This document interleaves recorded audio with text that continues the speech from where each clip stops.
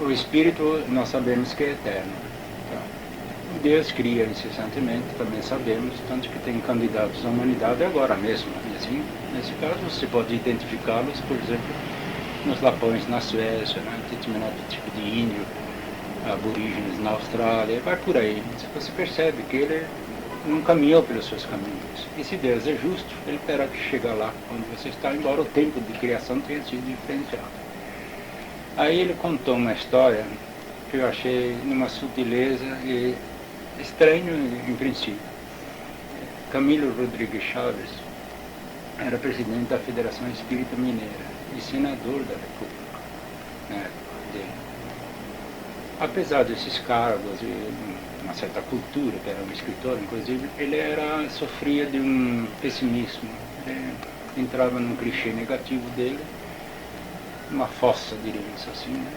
Uma tristeza profunda. Meus amigos respeitavam muito aquele momento dele, que surgia de vez em quando, assim, sem controle, né? Esperavam passar. Um dia ele levou para o Chico os originais de um livro chamado Semíramis.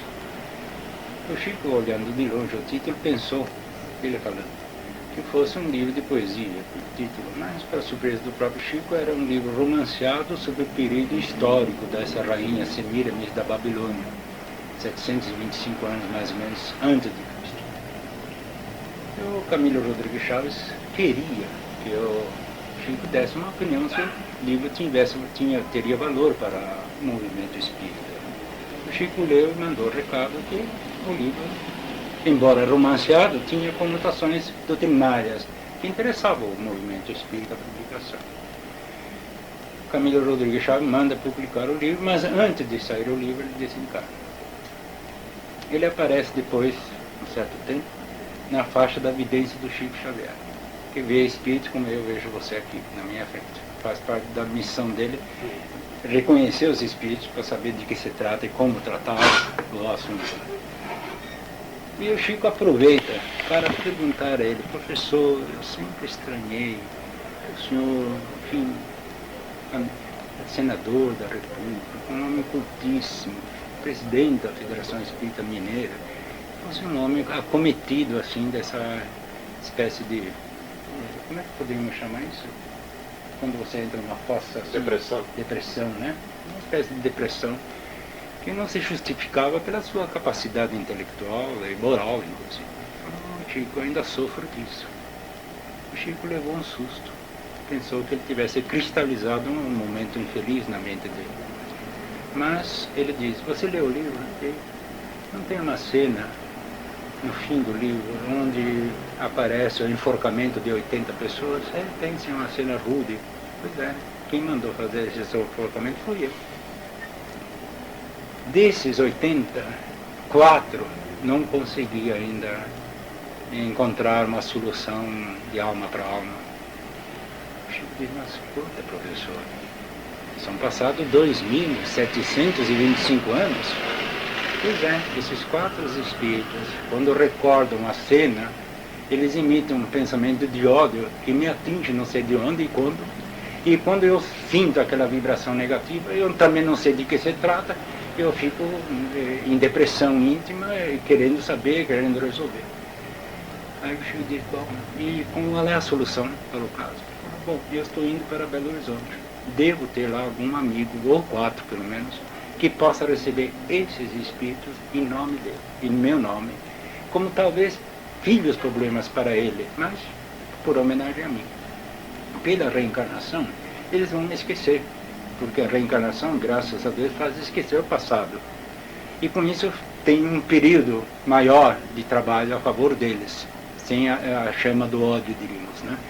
E quando eles começarem a desencarnar, eu vou poder conversar mais ou menos numa linha horizontal com eles, sem mágoas, porque foi eu que ajudei, foi eu que encaminhei por um caminho melhor e assim por diante. Quer dizer que ele estava 2.000 anos sem...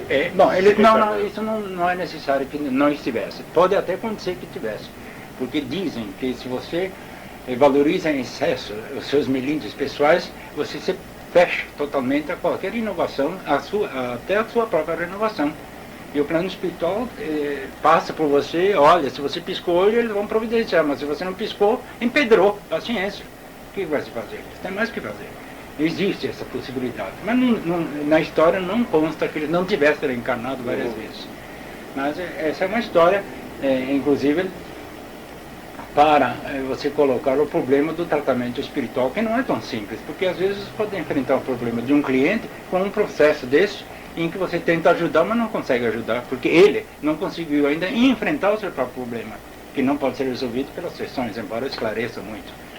Senhor, é possível que um espírito de 2000 anos, mesmo tendo se reencarnado, conserve aquele ódio do... É assim, cada vez que ele retorna ao plano espiritual, ele começa a recordar as vidas passadas. Desde que ele atinge uma certa evolução. Nem sempre, porque aí que está, dizem que a pessoa evoluída é que recorda, mas não é isso, não é bem essa, não é bem essa ideia, não. Todos recordam conforme seu próprio interesse em viver naquela situação.